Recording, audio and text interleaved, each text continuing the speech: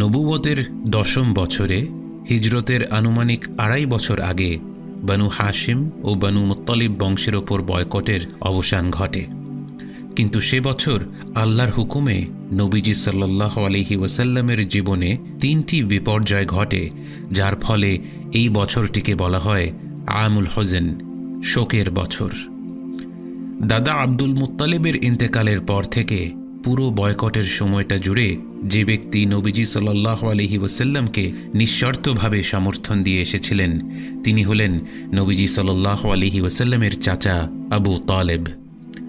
বয়কটের মাত্র কয়েক সপ্তাহের মাথায় আবু তালেব অত্যন্ত অসুস্থ হয়ে পড়লেন। বুখারীর হাদিসে বর্ণিত আছে, যখন আবু তালেব মৃত্যুশয্যায় ছিলেন নবীজি সাল্লাল্লাহু আলাইহি ওয়াসাল্লাম তাকে দেখতে আসলেন এবং আবু জাহেলও সেখানে ছিল।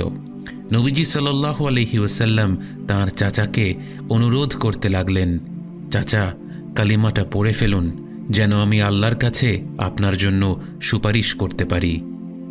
আবু তালেব কালিমা পড়তে যাবেন, এমন সময় আবু জাহাল ও তার সতীর্থরা বলে উঠল, আবু তালেব, তুমি কি আব্দুল মুত্তালিবের ধর্ম ত্যাগ করবে? এবং শেষ মুহূর্তে আবু তালেব নবীজি সাল্লাল্লাহু আলাইহি ওয়াসাল্লামের আহ্বানে সাড়া দিতে গিয়েও দিলেন না এবং ইসলাম গ্রহণ না করেই শেষ নিঃশ্বাস ত্যাগ করলেন। এই মুহূর্তটির মাঝে আমাদের জন্য অত্যন্ত গুরুত্বপূর্ণ শিক্ষা রয়েছে। যে ব্যক্তি সারা জীবন নবীজি সাল্লাল্লাহু আলাইহি ওয়াসাল্লামকে সাহায্য করে এলেন, তিনি সেই নবী সাল্লাল্লাহু আলাইহি ওয়াসাল্লামের আহ্বানে সাড়া দিতে ব্যর্থ হলেন কেন? সেই সমাজে পূর্বপুরুষদের প্রতি অনুগত হওয়ার ব্যাপারটা এত দৃঢ় ছিল যা আমাদের জন্য কল্পনা করাটা কঠিন। সেই সমাজে একজন মানুষের বংশই ছিল তার পরিচয়, তার গোত্রই ছিল তার নিরাপত্তার মাধ্যম। তারা পূর্বপুরুষদের নানা অর্জন নিয়ে কবিতা রচনা করত এবং তাদেরকে প্রায় দেবতাদের উচ্চতায় নিয়ে যেত। বিধায় নিজের বংশের পূর্বপুরুষদের বিপরীতে যাওয়ার ব্যাপারটাকে প্রায় তেমনিভাবেই দেখা হতো যেমনটা আমরা শিরক করাকে দেখি। এবং যারা এই আসাবিয়া অর্থাৎ এক প্রকার ফ্যানাটিক জাতীয়তাবাদী থেকে বের হয়ে আসতে পারেনি, তারাই ইসলামের আহ্বানে সাড়া দিতে ব্যর্থ হয়েছে। এবং বাস্তবতা হলো এই যে আসাবিয়ার মূলে রয়েছে সুপ্ত অহংকার এবং ইসলামের মূলে রয়েছে সত্যের কাছে আত্মসমর্পণ করা। এবং অন্তরের গভীরে এই সূক্ষ্ম পার্থক্যের কারণেই এমন কিছু মানুষ ইসলাম গ্রহণ করেছে যারা বহু বছর নবীজি সাল্লাল্লাহু আলাইহি ওয়াসাল্লামের বিরোধিতা করেছিল। আবার এমন কেউ কেউ ইসলাম গ্রহণ না করেই ইন্তেকাল করেছে যারা নবীজি সাল্লাল্লাহু আলাইহি ওয়াসাল্লামের সহায়তা করে গিয়েছিলেন। নিজের পরিবারের সদস্যকে হারানোর বেদনা হয়তো আমরা অনেকেই জানি। তারা মুসলিম অবস্থায় মারা গেলে অন্ততপক্ষে আমরা তাদের জন্য দোয়া করতে পারি, তাদের হয়ে দান সাদাকা করতে পারি, আশা করতে পারি যে পরকালের জীবনে আল্লাহ আমাদের ক্ষমা করে দিলে আমরা আবার একত্র হতে পারি। কিন্তু তারা যদি ঈমান না এনে মৃত্যুবরণ করেন, তাহলে সেই বেদনা কি কল্পনা করা যায়? নবীজি সাল্লাল্লাহু আলাইহি ওয়াসাল্লাম তার চাচার মৃত্যুতে এত বিষণ্ণ হয়ে পড়েছিলেন যে তিনি বললেন, আমি এর পরেও আল্লাহর কাছে তোমার জন্য দোয়া করতে থাকব যতক্ষণ পর্যন্ত না তিনি আমাকে নিষেধ করেন। অবশেষে আল্লাহ তাআলা সূরা তাওবাতে তাকে সংশোধন করে দিয়ে বলেন, ما كان للنبي والذين آمنوا أن يستغفروا للمشركين ولو كانوا أولي قربى من بعد ما تبين لهم أنهم أصحاب الجحيم। নবী ও যারা ঈমান এনেছে তাদের পক্ষে মুশরিকদের জন্য মাগফিরাতের দোয়া করা সঙ্গত নয়। তারা তাদের আত্মীয় স্বজন হলেই বা কি এসে যায়, যখন এ কথা সুস্পষ্ট হয়ে গেছে যে তারা জাহান্নামেরই উপযুক্ত। উলামারা বলেন, সূরা কসাসের 56 নম্বর আয়াতও এই প্রেক্ষাপটেই নাজিল হয়েছিল। إنك لا تهدي من أحببت ولكن الله يهدي من يشاء وهو أعلم بالمهتدين। নবী, তুমি যাকে চাও হেদায়েত দান করতে পারো না, কিন্তু আল্লাহ যাকে চান তাকে হেদায়াত দান করেন এবং যারা হেদায়াত গ্রহণ করে তাদেরকে তিনি খুব ভালো করেই জানেন। আবু তালেবের মৃত্যুর অল্প কিছুদিন পর নবীজি সাল্লাল্লাহু আলাইহি ওয়াসাল্লাম তাঁর আরেকজন সবচেয়ে কাছের মানুষকে হারালেন। রমাদান মাসে মা খাদিজা রাদিয়াল্লাহু আনহা তাঁর রবের কাছে ফিরে গেলেন। সামাজিক জীবনে আবু তালেব যেভাবে নবীজি সাল্লাল্লাহু আলাইহি ওয়াসাল্লামের সবচেয়ে বড় সহায়ক ছিলেন, ব্যক্তিগত জীবনে তা ছিলেন মা খাদিজা রাদিয়াল্লাহু আনহা। তিনি ছিলেন নবীজি সাল্লাল্লাহু আলাইহি ওয়াসাল্লামের 4 কন্যার মা। তিনি সর্বপ্রথম নবীজি সাল্লাল্লাহু আলাইহি ওয়াসাল্লামের পাশে দাঁড়িয়েছিলেন, তার উপর বিশ্বাস এনেছিলেন এমন সময়ে যখন তিনি নিজেও নিজের ওপর বিশ্বাস আনতে পারছিলেন না, ভাবছিলেন তিনি বোধহয় পাগল হয়ে যাচ্ছিলেন। মা খাদিজা রাদিয়াল্লাহু আনহা তাকে আশ্বাস দিয়ে বলেছিলেন, আপনার রব কখনোই আপনাকে অপমান করবেন না। প্রথমবারের মতো ওয়াহি পেয়ে আকাশ পানে চেয়ে দিগন্ত জুড়ে ছেয়ে থাকা জিবরাইল আলাইহিসসালামকে সরাসরি দেখে নবীজি সাল্লাল্লাহু আলাইহি ওয়াসাল্লাম যখন আতঙ্কিত হয়ে ঘরে ফিরেছিলেন, খাদিজা রাদিয়াল্লাহু আনহা তাকে চাদরে মুড়িয়ে আঁকড়ে ধরে আশ্বাস দিয়েছিলেন।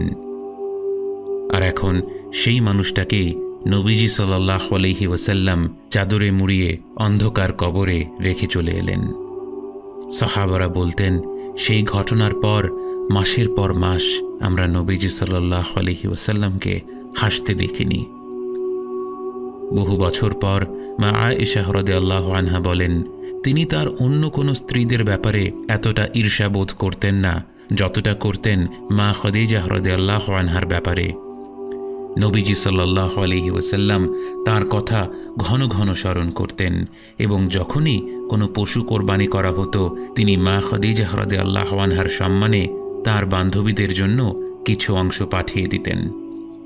একবার মা খাদিজা রাদিয়াল্লাহু আনহার বোন হালাহ বিনত খুওয়াইলিদ নবীজি সাল্লাল্লাহু আলাইহি ওয়াসাল্লামের সাথে দেখা করতে আসেন। এটা মা খাদিজা রাদিয়াল্লাহু আনহার ইন্তেকালের অনেক পরের ঘটনা।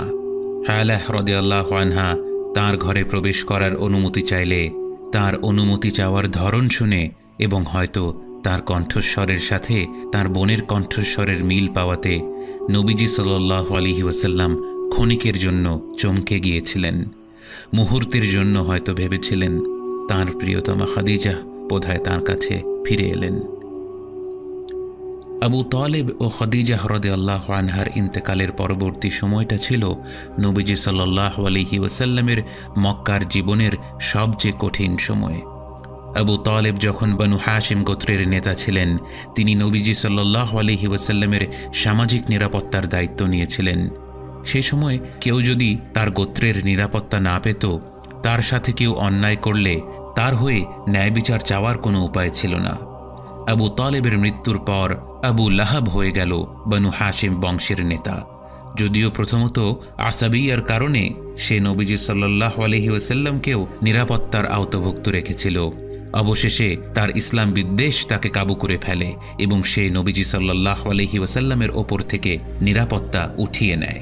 এর ফলে মক্কার কুরাইশেরা তাদের মন মতো নবীজি সাল্লাল্লাহু আলাইহি ওয়াসাল্লামকে হয়রানি করতে লাগল। নবীজি সাল্লাল্লাহু আলাইহি ওয়াসাল্লাম ভাবলেন, এমন পরিস্থিতিতে মক্কার বাইরে ইসলামের একটা কেন্দ্র গড়ে তোলা অত্যন্ত জরুরি। তখন মদিনা শহরের নাম ছিল ইয়াসরিব এবং ইয়াসরিব শহর ছিল মক্কা থেকে বেশ দূরে। ইয়াসরিব ছিল একটি বহু সংস্কৃতি সম্পন্ন শহর, যেখানে আরবদের মধ্যে থেকে আউস এবং খাজরাজ গোত্ররা বসবাস করত এবং তারা প্রায়ই একে অপরের সাথে যুদ্ধে লিপ্ত হতো। এছাড়াও সেখানে 3টি ইহুদি গোত্রের লোকেরা বসবাস করত, বনু কুরাইযাহ, বনু কাইনুকা এবং বনু নাদির। মক্কার বাইরে ইসলামের প্রসারের কথা চিন্তা করলে প্রথমে যেই শহরটির কথা মাথায় আসা স্বাভাবিক ছিল তা ছিল তায়েফ শহর। তায়েফ হল মক্কার সবচেয়ে নিকটবর্তী শহর। আধুনিক যুগে মাত্র 1 ঘন্টায় এই 2 শহরের মধ্যে যাতায়াত করা যায়। পাশাপাশি 2টি শহর হওয়ার ফলে এই 2 শহরের মধ্যে যেমন এক ধরনের প্রতিদ্বন্দ্বিতা ছিল, তেমনি সে সময়ে একটি শান্তি চুক্তিও ছিল। তাই নবীজি সাল্লাল্লাহু আলাইহি ওয়াসাল্লাম ইসলাম প্রচারের জন্য তায়েফ শহরকেই বেছে নিলেন। তিনি যেইদ ইবনে হারিসা রাদিয়াল্লাহু আনহুকে সাথে নিয়ে পায়ে হেঁটেই যাত্রা আরম্ভ করলেন। পায়ে হেঁটে মক্কা থেকে তায়েফ যেতে প্রায় 2 দিন সময় লাগার কথা। ঘোড়ায় বা উটে চড়ে গেলে তারা আরও অল্প সময়েই সেখানে পৌঁছতে পারতেন, কিন্তু নবীজি সাল্লাল্লাহু আলাইহি ওয়াসাল্লাম যদি উটে করে তাঁর মালামাল নিয়ে মক্কা ত্যাগ করতেন, তাহলে মক্কার নেতারা দাবি করত মুহাম্মদ মক্কা ছেড়ে চলে গিয়েছে সাল্লাল্লাহু আলাইহি ওয়াসাল্লাম, এবং তাকে আর প্রবেশ করতে দিত না। অতএব নবীজি সাল্লাল্লাহু আলাইহি ওয়াসাল্লাম এক জোড়া স্যান্ডেল পায়ে দিয়ে এই দীর্ঘ মরুর পথ পাড়ি দিলেন। নবীজি সাল্লাল্লাহু আলাইহি ওয়াসাল্লাম এই কঠিন পথ বেছে নিয়ে আমাদের শিক্ষা দিলেন, আল্লাহর ওপর তাওয়াক্কুল করতে হবে অবশ্যই, কিন্তু সেই সাথে নিজের বুদ্ধি ব্যবহার করে বিবেচনা করে সিদ্ধান্ত নিতে হবে। তিনি চাইলেই মক্কার নেতাদের তোয়াক্কা না করে একটি ঘোড়ায় চড়ে বেরিয়ে পড়তে পারতেন, বলতে পারতেন আল্লাহই আমাকে রক্ষা করবে, কিন্তু তিনি আল্লাহর ওপর ভরসাও করলেন, আবার সাবধানতাও অবলম্বন করলেন। উত্তপ্ত রোদে যখন তিনি সাল্লাল্লাহু আলাইহি ওয়াসাল্লাম ঘেমে যাচ্ছিলেন, তৃষ্ণার্ত হয়ে পড়ছিলেন, ক্লান্ত হয়ে যাচ্ছিলেন, কি তাকে তার যাত্রা চালিয়ে যাওয়ার অনুপ্রেরণা দিল যে একদিন আমি আর আপনি উচ্চারণ করতে পারব লা ইলাহা ইল্লাল্লাহ মুহাম্মাদুর রাসূলুল্লাহ। তায়েফ শহর পরিচালনা করত 3টি ভাই, আব্দু ইয়ালিল, মাসউদ ও হাবিব। তারা ছিল সাকিফ বংশের নেতা, এবং সাকিফ ছিল তায়েফের সবচেয়ে শক্তিশালী গোত্র, যেমনটা কোরাইশ ছিল মক্কায়। নবীজি সাল্লাল্লাহু আলাইহি ওয়াসাল্লাম সর্বপ্রথম এই 3 নেতার কাছেই ইসলামের বাণী নিয়ে এলেন। যখন প্রথম ভাইটি আমার হাবিব সাল্লাল্লাহু আলাইহি ওয়াসাল্লামকে মুখের ওপর অপমান করে বলল, আল্লাহ যদি তোমাকে নবী হিসেবে পাঠিয়ে থাকেন, আমি বরং কাবার গিলাফটা ছিঁড়ে ফেলি, নবীজি সাল্লাল্লাহু আলাইহি ওয়াসাল্লাম মুখ বুজে এই অপমান সহ্য করে পরের ভাইয়ের কাছে গেলেন কি উদ্দেশ্যে? পরের ভাইটি যখন নির্লজ্জের মতো বলে উঠল, আল্লাহ কি তোমার চেয়ে ভালো কাউকে পেলেন না? নবীজি সাল্লাল্লাহু আলাইহি ওয়াসাল্লাম তার এই বিদ্রূপ সয়ে তৃতীয় ভাইয়ের সাথে কথা বলতে গেলেন কোন আশায়? তৃতীয় ভাইটি যখন ব্যঙ্গ করে বলল, তুমি যদি সত্যিই নবী হও, তোমার সাথে আমি কথা বলতে পারবো না, কারণ তুমি অতিরিক্ত পবিত্র, আর তুমি যদি মিথ্যুক হও তাহলে তো আরোই তোমার সাথে কথা বলবো না। তিনি সব কিছু শুনে তবুও কেন তায়েফ ছেড়ে চলে গেলেন না? কেন মনস্থির করলেন তায়েফের নেতারা না হোক, সাধারণ জনগণ হয়তো ইসলামের ডাকে সাড়া দেবে? কেন মহাবিশ্বের স্রষ্টার বাছাইকৃত নবী পায়ে হেঁটে হেঁটে একজন মানুষের কাছে গিয়ে এক আল্লাহর ইবাদতের বাণী শোনাচ্ছিলেন? যখন তায়েফের নেতারা তার দাওয়ার কাজে বিক্ষুব্ধ হয়ে নবীজি সাল্লাল্লাহু আলাইহি ওয়াসাল্লাম ও যায়েদ রাদিয়াল্লাহু আনহুকে ধাওয়া করার আদেশ করল, যখন তায়েফের লোকেরা তাদের তাড়া করে শহর থেকে বাইরের দিকে নিয়ে যেতে লাগলো, যখন তারা তায়েফ শহর থেকে আরম্ভ করে কয়েক মাইল পর্যন্ত তাদের ধাওয়া করতে লাগলো, যখন তারা তাদের পাথর মারতে লাগলো, যখন পৃথিবীর বুকে মানব ইতিহাসের পবিত্রতম মানুষটির গা ফেটে রক্ত ঝরতে লাগলো, যখন সেই রক্ত ঝরতে ঝরতে তিনি প্রায় অবচেতন হয়ে গেলেন,